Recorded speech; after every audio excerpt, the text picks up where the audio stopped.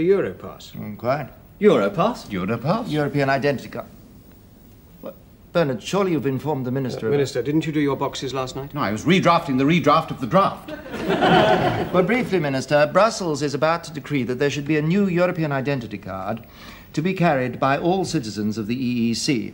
Now, the Foreign Office is quite ready to go along with it as a quid pro quo for a deal over the Butter Mountain, the Wine Lake, and the Milk Ocean. The Lamb War and the Cod Stink. And quite obviously, the Prime Minister wants you to introduce the legislation. Me? Yes, well, it's well known that you're pro-Europe, you see. And it would simplify our administration enormously in the long run, so it's a good idea, don't you think? Good idea? Good idea? Not a good idea? Political suicide?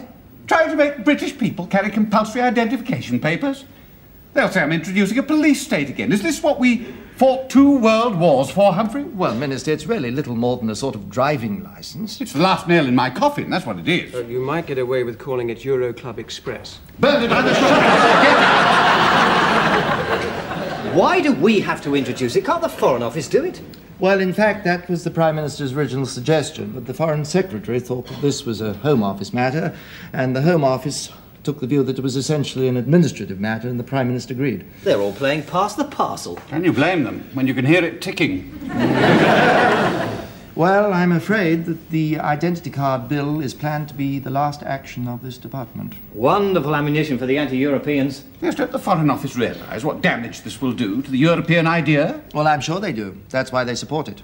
Well, surely the Foreign Office is pro-Europe, isn't it? Yes and no. If you'll forgive the expression. The Foreign Office is pro-Europe because it is really anti-Europe. The civil service was united in its desire to make sure that the common market didn't work. That's why we went into it. What are you talking about? Minister, Britain has had the same foreign policy objective for at least the last 500 years, to create a disunited Europe. In that cause, we have fought with the Dutch against the Spanish, with the Germans against the French, with the French and Italians against the Germans, and with the French against the Germans and Italians. Divide and rule, you see. Why should we change now, when it's worked so well? That's all. Ancient history, surely. Yes, and current policy. We had to break the whole thing up, so we had to get inside. We tried to break it up from the outside, but that wouldn't work. Now that we're inside, we can make a complete pig's breakfast of the whole thing. Set the Germans against the French against the Italians against the Dutch. The Foreign Office is terribly pleased. It's just like old times.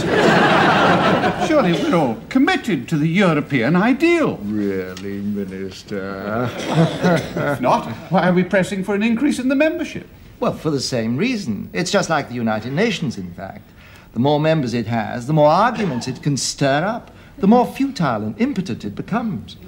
What appalling cynicism. Yes. We call it diplomacy, Minister.